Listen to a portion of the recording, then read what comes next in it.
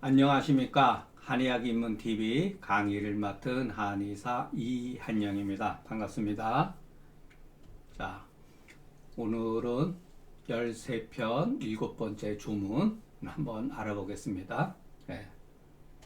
우리가 이제 그 글을 보면서 뭐 제가 말하는 방식이라든가 그런 거에 대해 익숙해졌다고 생각을 하는데, 임이라고 하는 병은, 자, 여기서 우리가 보통 이제 임하면은 요즘에 말로 뭐 임지라고 유사 같은 거 아니냐 이렇게 생각할 수가 있죠.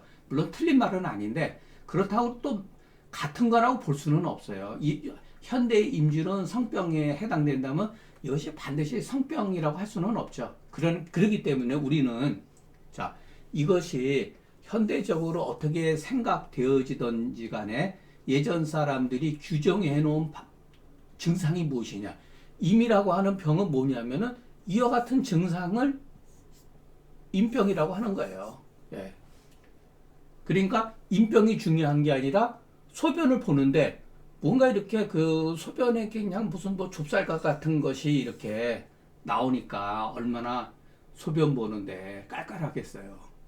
굉장히 불편하고, 소변 볼 때 이제 그 통증감이라든가 그것을 인해서 소복이 아주 이렇게 당기면서 급하다.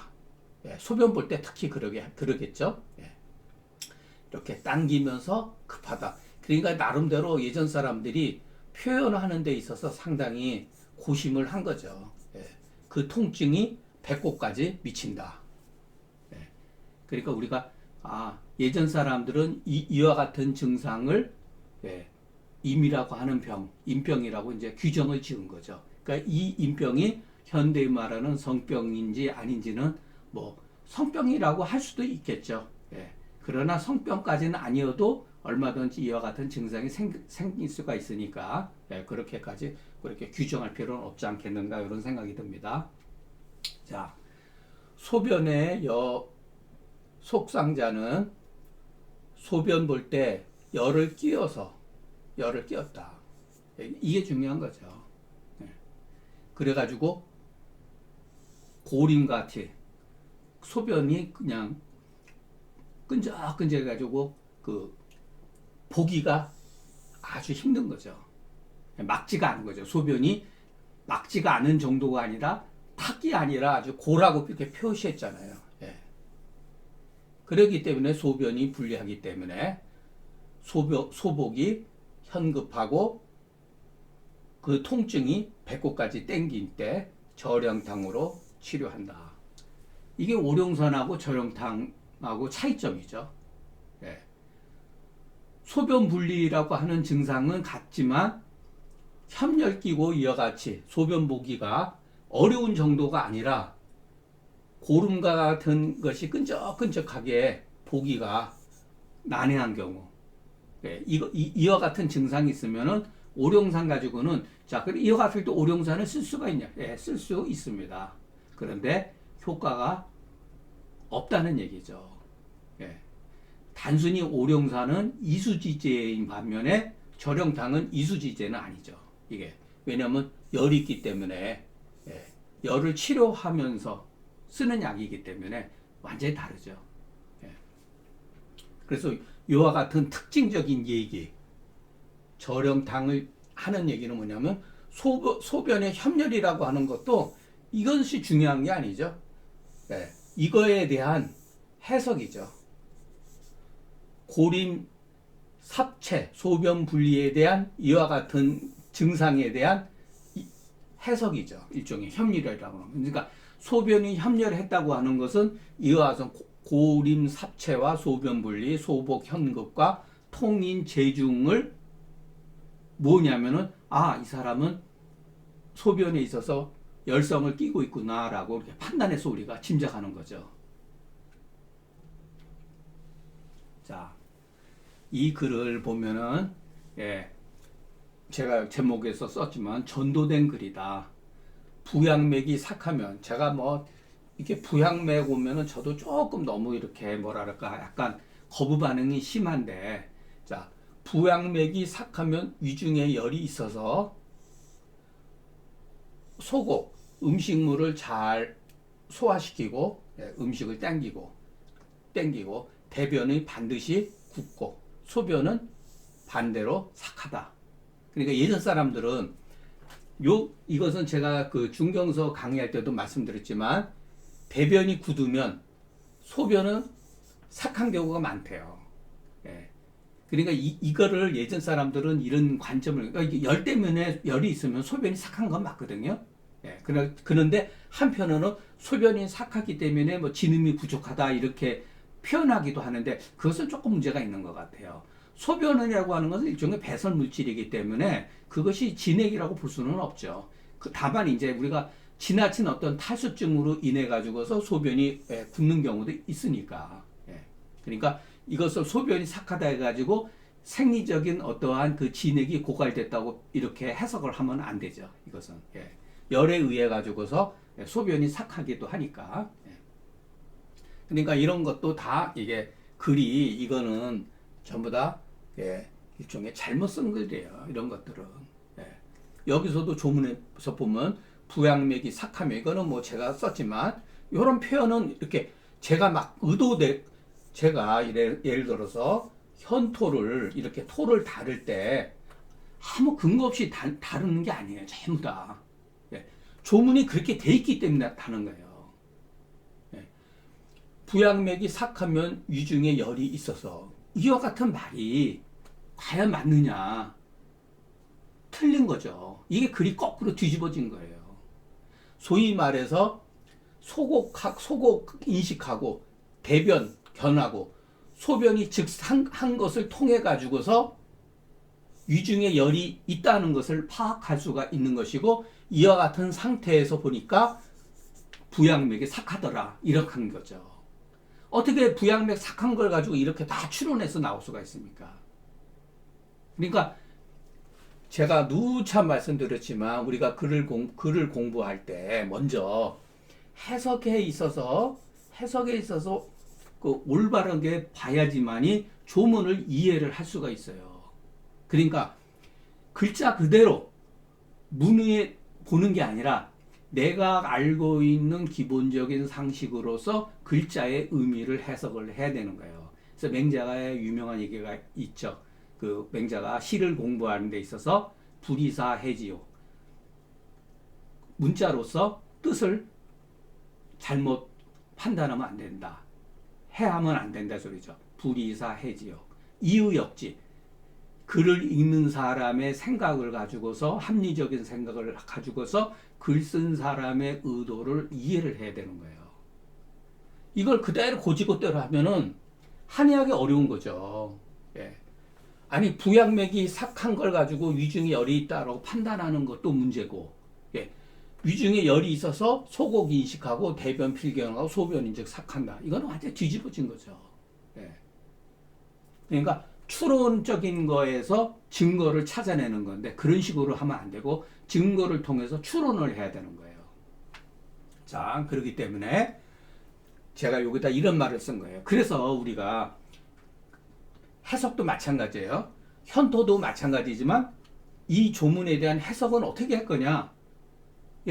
바로 그거예요. 역으로 해석하면 되는 거예요. 우리가 여기서 제일 문제가 되는 건 위중의 열이거든요. 이게 치료의 대상이잖아요. 위중에 열이 있다고 하니까 치료의 대상이죠. 자, 그러면 위중에 열이 있다고 하는 것을 우리가 알려고 한다면 부양맥 삭이라기보다는 대변견으로 파악하는 것이 낫다. 이와 같이 분명한 근거를 해야지. 이렇게 모호한 거, 이거는 정말 신의 경지에 도달되지 않으면은 저는 부양맥이 지금도 어디라고 말하는지 잘 몰라요. 어떤 사람은 족백은의 동맥이라고도 그러는데 어떤 경우는 또 뭐 인형맥을 가지고 말하기도 한다고 그러는 기도 하고, 그 저는 잘 몰라요. 그러니까 이와 같은 분명한 이 증거의 위주에서 후세에 자꾸만 이렇게 복진을 통한 문진을 통한 이런 증거를 버리고 맥으로 너무 발전해 버린 거예요. 우리 한의학이. 그러니까 금계의 요락을 넘어가면서 우리 한의학이 문제가 발생된 건 맥에 대해서 신비주의적으로 빠져버린 거죠. 여기도 그대로 다 나오잖아요. 그러니까 여러분 이거를 잘 이해를 하셔야 돼요. 제가 이건 한두 번 얘기한 건 아니니까 위중에 열이 있다고 하는 사실을 어떻게 알 것이냐. 부양맥 사고로서 하면 안 된다 이 소리죠. 대변이 굳었느냐. 이건 물어보고 복진을 하면 알 수가 있는 거잖아요. 그죠? 네. 그렇기 때문에 이 조문은 전도된 글이기 때문에 만약에 이 글을 바로 잡는다면 그걸 어떻게 해야 되느냐. 예, 그대로예요. 제가 앞서서 설명. 소고 인식하고 환자한테 물어봅니다. 당신 소화가 어땠느냐? 아, 음식 잘 먹는다. 소화도 잘 되고 음식도 잘 먹는다. 그런데 대변이 굳었어요. 그런데 대변이 굳으면 소변은 상대적으로 삭하다는 거예요. 예. 그리고 여성 부양맥이라 그랬는데 그냥 맥삭자는 이것은 위중의 열이 된 것이니 또는 위중의 열 때문이니 이렇게 해석하는 게 맞죠. 그렇기 때문에 위중에 열이 있다고 하는 건 다른 말이 아니다. 그것이 이른바 그 중경서에서 말하는 위기불화라는 말이에요. 제가 그래 중경서에서 나왔다고 그래서 이 말이 옳으냐 위기불화. 이것도 다 후세 사람들이 갖다가 집어넣은 거예요. 예. 이거를 찬입이라 그래. 몰래 갖다 집어넣는 거예요. 예. 이런 거는 후세 사람들의 주의 문자라는 거예요. 이게 주의 문자. 예. 다만 주의 문자 하더라도 우리가 기본적으로 이 정도는 그래도 당시 사람들의 사고방식을 우리가 이것을 통해서 이해할 수가 있는 거죠. 예. 그러니까 말이 자꾸만 이렇게 포괄적인 개념으로 모호한 개념으로 이렇게 표현되기 시작한 거예요. 후세에 내려오면서부터. 예. 그러니까 이런 거는 제가 한두 번 얘기한 게 아니기 때문에 우리가 인식하는 데 있어서 위기불화가 중요한 게 아니라 위기불화는 뭐라 그랬죠? 복만, 서머, 조열, 변비.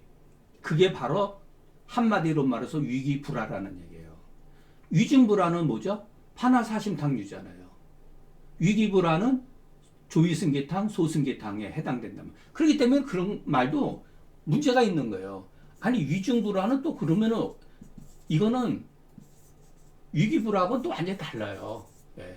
위중불화는 그야말로 심화의 어떤 담음에 의해 가지고 발생되는 거 완전히 다른 거죠. 그런데 이거는 이렇게 규정을 해놨기 때문에 중경서에 이 조문 가운데 이런 글들이 있기 때문에 어쩔 수 없이 설명을 해야 되기 때문에 그런 것이지. 위중불화, 위기불화는 제가 누차 말씀드렸지만은 올바른 표기 방법이 아니다. 예. 근데 우리가 후세에는 전부 다 이와 같은 글쓰기 방식으로 변질이 됐다. 예. 이와 같은 글쓰기 방식으로. 그렇기 때문에 우리가 공부를 해도 들었다가 잊어버리는 거예요. 왜? 우리가 모자라서가 아니라 옛날 사람은 뛰어나고 우리가 모자라서가 아니라 표현 방식이 그와 같은 생각의 오류를 범할 수 있게끔 현상을 왜곡시키는 이런 식으로 되는 거예요.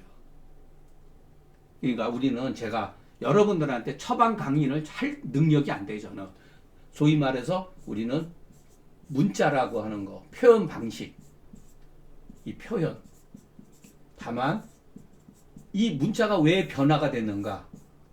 시대의 상황이라는 거예요. 시대적 배경, 역사적 상황이죠, 이게. 그 시대가 어떠한 무엇을 추구하느냐에 따라서 해석하기 변하는 거예요. 이것은 우리 한의학뿐만 아니라 한의학은 전체적인 학문에 있어도 마찬가지예요. 논어도 마찬가지죠. 논어도 한나라 때 해석하는 방법과 위준시대에 해석하는 방법과 수나라, 당나라 때 해석하는 방식과 송나라 때, 명나라 때, 청나라 때 해석하는 방식이 다 다른 거예요. 그렇기 때문에 그 시대의 사고방식에 의해서 해석하기 변한다는 거예요. 이것은 꼭 육아에서만 발생되는 게 아니라 불교 철학도 마찬가지고 성경도 마찬가지예요. 그 시대의 사고방식, 배경에 의해 가지고 표현 방식이 변한다는 거예요. 그렇기 때문에 이와 같은 이 표현 방식은 바람직하지 않다. 예. 더욱더 자꾸만 후세에 내려가면서 이거다 더 나중에 심해지죠. 예, 표현 방법이. 그래서 우리가 저와 같이 공부하면서 뭐 처방 하나, 뭐 처방 배우는 게 결국은 중요하죠. 꽃이니까. 처방을 배우는 거, 어떤 병증에 침 놓는 방식이라든가, 그것은 우리 한약의 꽃이지만 그 꽃을 배우기 전에, 터득하기 전에 기본적으로 우리가 배워야 될 과정이 많다는 거예요. 예. 자, 여기서는 9번째 조문에서는 임가는 발안해서는 안 된다. 발안하면 반드시 변열이 생긴다. 예, 뭐 필이라고 그랬지만은 그럴 수가 있다. 이렇게 보는 게 좋겠죠. 그렇기 때문에 여기서 왜 불가발안이라는 말을 굳이 썼을 거예요. 발안을 했으니까 그런 거예요. 발안했더니 아니 소변에 피가 비치더라는 거예요. 예. 왜? 발안시켜가지고 진액을 같은 게 협렬인 상태에서 진액이 고갈되니까 이어 같은 게 나오죠. 예. 그러니까 이런 것은 얼마든지 우리가 추리를 할 수가 있죠. 이와 같은 현상을 추리할 수가 있죠. 그러니까 예전 사람들은 여러분 이것을 우리가 통해서 알 수가 있는 게 뭐냐면 진액을 거의 엄청 일종의 진액이 생리적인 생리수죠. 생리수 일종의 우리 몸을 유지하는 생리수. 이것을 고대 사람이 인식을 했다라고 하는 것은 굉장히 중요한 거예요. 진액을 통해서 우리의 그러니까 음과 양이 조절이 되는 거예요. 결국은 음과 양이 조절이 되는 거예요. 진액이 고갈되면 어떤 경우는 망음증에 빠지기도 하고 어떤 사람은 망향증에 빠지기도 하거든요. 그래서 옛날 사람들이 어쨌든 간에 한나라 때에 이와 같은 그 개념이 형성됐다는 것은 우리 한의학에는 결국은 뭐냐면 전부 다 진액을 조절하기 위한 건데 너무 발안을 했더니 그러니까 발안하지 말라 이건 당연한 거죠. 우리 입장에서는 보면 당연하죠. 근데 그 당시 사람들에서는 이게 당연한 게 아니거든요. 그렇기 때문에 발안해서는 안 되는 게 코피를 흘리는 사람한테 발안시키면 안 되거든요. 그러니까 그와 같은 거죠. 그러니까 발안해서는 안 되는 예, 사하해서는 안 되는 예, 그런 게 많잖아요, 굉장히. 이거는 조금만 생각해보면 뭐 다 할 수 있는 거니까. 물론 인간은 그러니까 평상시에 이제 어떤 경우 이제 인질이라서 뭐 성병이라고 할 수도 있겠죠. 대체로 확률적이죠. 확률적으로 대범이라고 하면 확률적으로 이미 70%는 먹고 들어가는 거죠. 열을 끼워가지고 이로 인해서 열을 끼웠기 때문에 이로 인해서 진액이 소모돼서 소변이 불리하니 이 경우에는 마땅히 청화생진하고 이소변이어는 오히려 발안하면은 진액이 더욱더 고갈되고 소변이 분리하면서 사통하게 된다. 혈뇨는 첨열 진액이 소모된 그와 같은 반응이니 이것은 불과 발안해서는 안 되는 예다. 이건 뭐 여러분 뭐 다 아시는 거죠. 그렇죠? 그렇지만 일종의 글을 쓴다는 건 결국 뭐냐면은 제가 여러분들한테 글을 쓰는 거는 이렇게 해보니까 스토리를 만드는 거예요. 별것도 없습니다. 조문을 가지고 자기 나름대로 스토리예요. 이건 뭐 너무 당연한 거잖아요. 그리고 제가 막 함부로 쓰는 게 아니라 진액 이와 같은 경우 청화생진 그냥 기본적으로 쓰여지는 용어를 갖다가 그야말로 말을 꾸며 이야기하듯이 쓰는 거예요. 그냥 그게 바로 저는 나름대로 제가 보는 그 주의 관점이라고 봅니다. 우리가 이 조문에서 통해서 알겠지만 예전 사람들은 정말로 우리 몸에 체액, 또 수액, 진액 이런 것을 하잖아요. 우리가 지금 현대에 병원에 이제 어떤 문제로 해서 과로가 돼도 뭘 했든지 간에 하면은 기본적으로 링겔 주사 맞잖아요. 체액을 일단은 보강시켜 주잖아요. 그것이 꼭 진액은 아니더라 하더라도 우리 그것도 일종의 체액을 만들어주는 그 기본적인 거기 때문에 저는 그것은 비교적 합리적이다라고 이렇게 생각을 합니다. 네. 자, 10번째 조문. 소변 분리자는 유숙이니. 자, 이거는 주관적인 관점이죠. 주관적인 해석이죠. 소변 분리자는 수기가 있으니. 이거는 무조건 우리가 믿을 수 있는 말은 아니죠. 그러나 이 조문이 미비한 거예요. 많은 여러 가지 증상이 있는데 그 증상을 통해서 이 사람은 뭔가 수기가 배설돼야 될 수기가 잠재하고 있다라는 것을 말해주는 거거든요. 그렇기 때문에 이거를 그냥 아무런 생각 없이 읽으면 이것은 해석이 되질 않아요. 근데 그 사람이 만약에 갈이 있으면 관로 구맥환으로 치료한다. 아니, 수기가 있어서 갈증이 있으면 당연히 오룡산을 써야죠. 심하유 수기 해가지고 가료금수하고 그러면은 오룡산을 써야죠. 여기 수기라고 이렇게 표현돼 있으니까. 그런데 왜 이거를 쓰죠? 조문이 미비한 거죠. 우리가 지금까지 공부한 방식을 가지고서 자, 항상 무조건 글을 이렇게 믿어서는 안 되고 우리가 배운 지금까지 책을 통해서 생각되어진 것들을 가지고 합리적으로 추론을 하면은 이 글이 문제가 있다는 것을 알 수가 있고 왜 관록 구맥환을 쓰지? 이렇게 우리가 의심을 하는 거는 당연한 거죠. 이거는 의심을 무조건 해야 됩니다. 그래야지 글이 늘고 처방이 느는 거예요. 자, 소변 분리가 오는 이유는, 그러니까 소변 분리의 원인은 정수, 망진, 협판, 협렬 때문에 소변 분리가 발생이 된다는 거예요.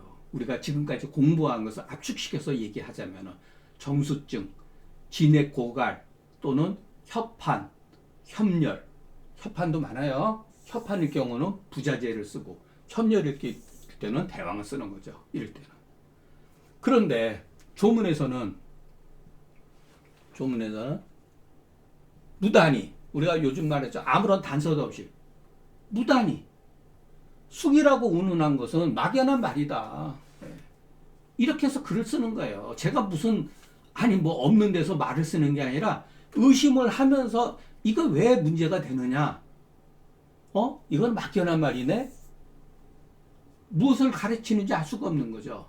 그러니까 본래 조문은 소변 분리, 기인 약갈, 과로 구맥환으로 치료한다. 요거예요.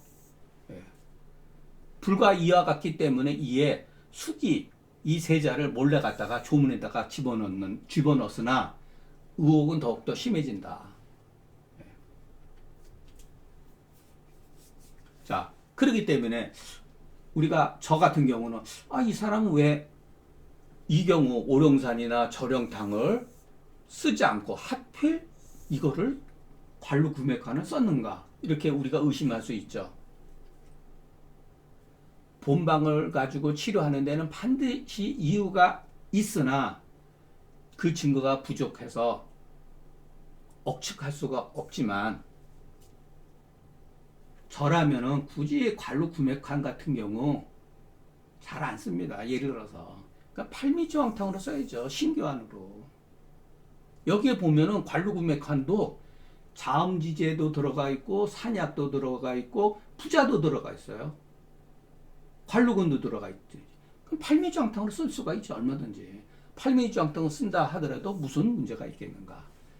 네, 제가 사실은 보통 어제 요 강의는 아마 한 거는 요번 주 금요일 날이나 아니면 다음 주 월요일 날, 오늘 강의한 거는 이렇게 유튜브에 올리겠지만, 실질적으로 제가 어저께에 그 월요일 날 그 출판사에 원고를 다 넘겼어요. 그런데 그쪽에서 이제 편집을 하는데 몇 달 걸려요. 요즘에는 한문을 보는 그 인력이 없기 때문에 굉장히 어려울 거라고 봐요. 그쪽에서도. 예. 그리고 저한테 양해를 구하더라고요. 이게 오래 걸린다. 편집하는데. 근데 저는 사실은 뭐 알고 있었으니까 책을 몇 번 내봤으니까 알고 있는데 제가 여러분들한테 뭐 이렇게 글을도 쓰고 그러면서 저한테는 그러면 어떠한 이로운 점이 있느냐. PDF 작성을 할 때 어떻게 보면 제가 여러분들한테 이와 같은 그 유튜브 강의 자료를 만들 때 거의 마지막으로 사실 원고로 넘어갔는데 오늘 제가 요 글자를 고쳤어요. 요 글자를. 예. 아, 이렇게 쓰는 게 더 합리적이다라는 생각이 드는 거예요. 그러니까 저도 여러분 통해서 엄청난 뭐라 그럴까. 제가 어쨌든 간에 있는 지식, 없는 지식 하면서 여러분들을 설득시켜야 되잖아요. 그래서 저는 공부가 는다고 봅니다. 글도 늘고. 그래서 사실 오늘 고쳤어요. 요 글은.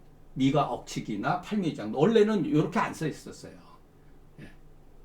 그래서 오늘 보니까 결국은 뭐냐면은 여기서 소변분리, 유숙이라고 하는 것은 이 관루구맥환을 통해 가지고서 이해할 수밖에 없는데 이 처방을 보면은 우리가 굳이 관루구맥환을 뭐 쓰는 경우는 뭐 거의 드물다고 봐요. 뭐 아주 진짜 뭐 철저하게 그 따지는 사람들은 이것도 제가 다른